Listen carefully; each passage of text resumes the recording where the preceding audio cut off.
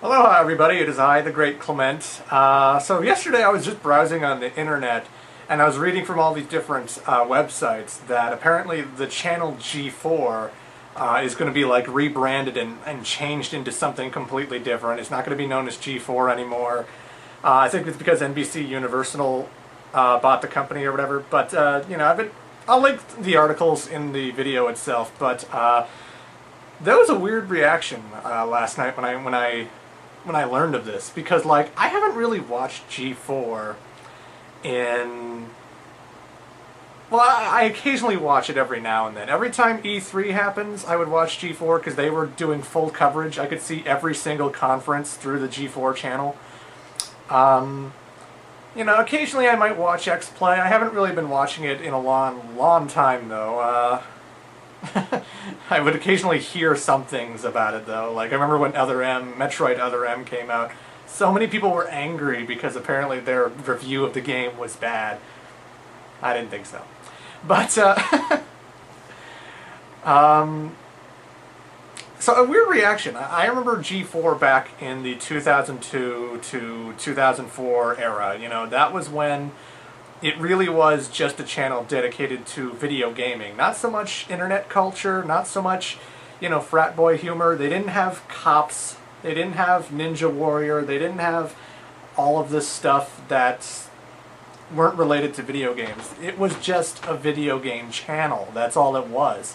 And the minute I discovered it, it was like the one channel I was watching constantly. Like I wouldn't switch to anything else because I wanted to see what was on next. Well, maybe I would have skipped Arena, but you know.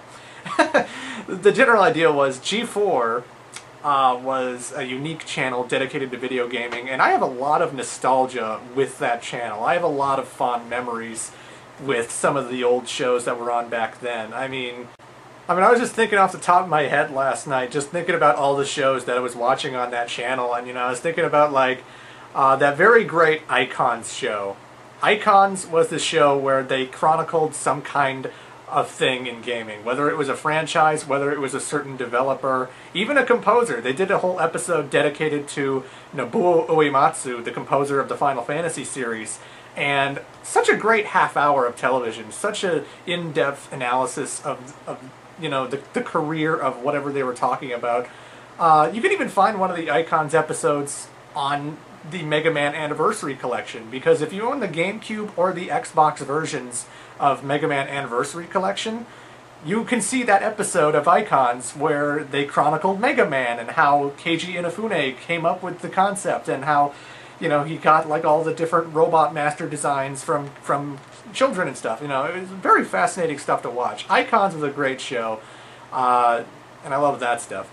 I'm sure a lot of people really love the show Judgment Day, what was on G4. I've been watching Judgment Day long before G4 existed, though, because in Canada it goes by a different name. It goes by Reviews on the Run.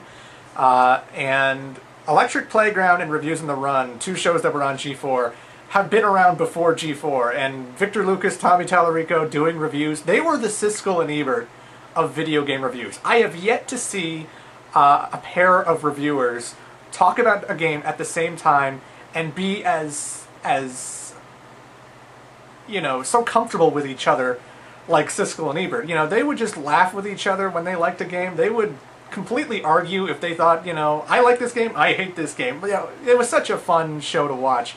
And Electric Playground, one of the first video game coverage shows I ever watched. Like, again, before G4, like, I remember Victor Lucas went up to Shaquille O'Neal sometime after Shaq Fu came out, because this is like the N64, PlayStation 1 era. This show's been around a long time, and it's still on today. But Victor Lucas goes up to Shaq, and he asks him if he's much of a video gamer, and Shaquille O'Neal said something like, "I don't play video games, that's stuff for kids." And they did this little cutaway to Shaq Fu, and I just love that show. So, you know, Judgment Day was a great show. Reviews on the Run, as I call it. Reviews on the Run is still going strong. Tommy Tallarico, he's doing his Video Games Live concert, so he's not so much on the show anymore, but Victor Lucas still reviewing games like a champ, just like he did back in 1996. It's awesome. You had that show Cheat, where basically they gave you like walkthroughs on how to beat a certain mission that a lot of people were having trouble with. Like they'd show you some detailed video really good tips on how to handle something. I remember I had Final Fantasy X, and I didn't know how to get all the ultimate weapons for Titus, Yuna, Lulu, Waka, whatever. And they did an episode of Cheat which showed how you got all the different sigils which upgraded your weapons and made them hit past the 9,000 mark, you know, so that you could be like 99,000 damage. And I remember fond memories of watching Cheat, because if there was a game I wanted to play that I needed, you know, information on how to beat, Cheat was there for me, and I really enjoyed that show.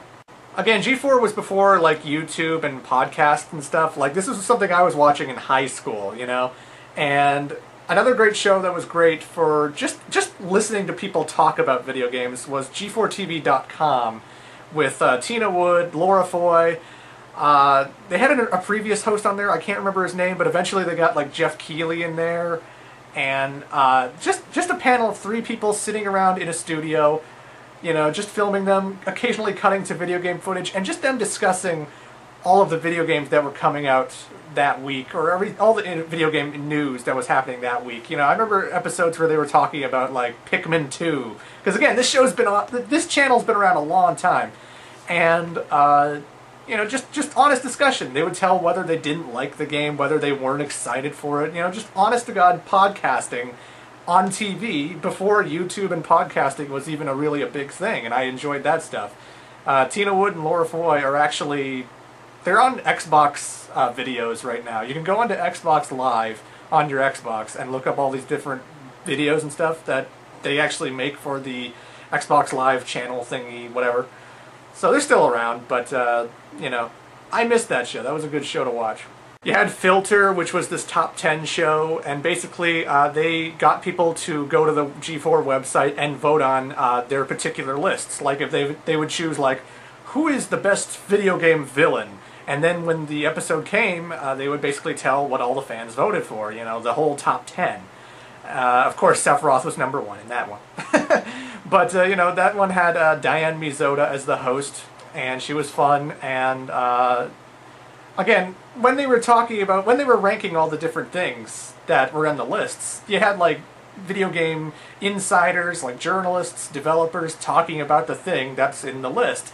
And, you know, just cutting to footage and talking about what it did for the industry and what, you know, people like about that character. Really fun stuff to watch, even though it was just a top 10 list every episode. That's all it was, really. I liked Filter, too. You know, it was interesting. There was also Arena. I wasn't really into Arena, but I'm sure a lot of people were. Basically, they set these 2 or 3 or 4 separate teams into one studio. They had them play stuff like Unreal Tournament, you know, Quake, just big-time shooters. I think sometimes they had fighting games. I can't remember. It's been a long time, and I didn't really watch Arena all that much, because, you know, watching other people play Unreal Tournament to me wasn't that fun, but, you know, it was just...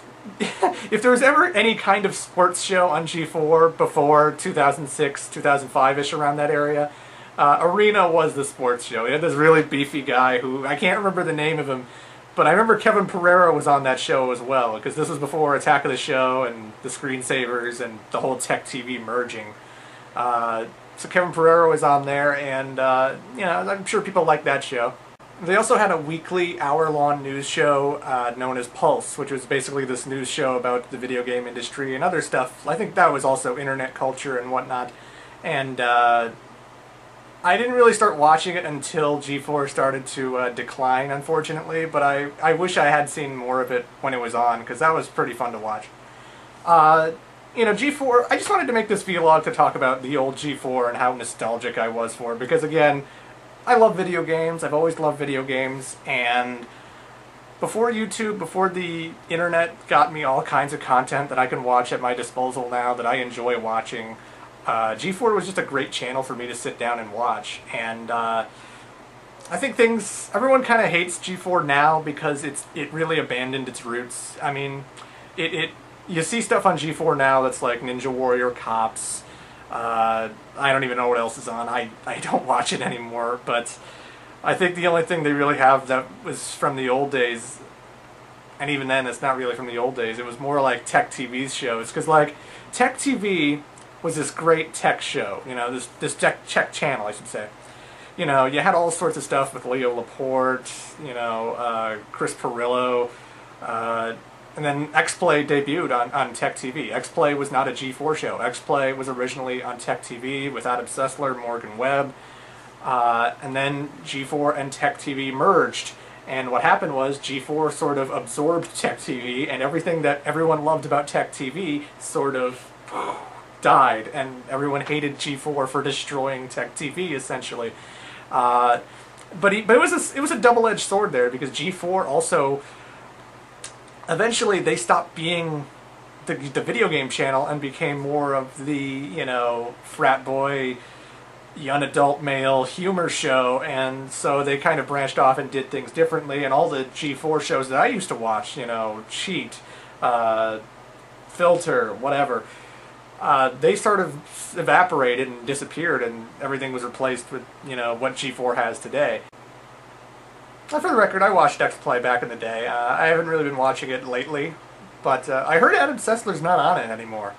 I don't know what to think of that, but you know, that show's been around too. That show's been around since 2002, 2003 as well. It doesn't seem like it has, but yeah, X-Play's been around for like a decade. Morgan Webb and Adam Sessler have been doing that thing a long, long time. So I don't know. Anyway, I just wanted to make this vlog to reminisce about G4. I wanted to see if anyone else watched G4 back in the day. Not so much now, but you know, back in the day when it was a lot more video game centric, and they even had their own like G4 Video Game Awards show as well.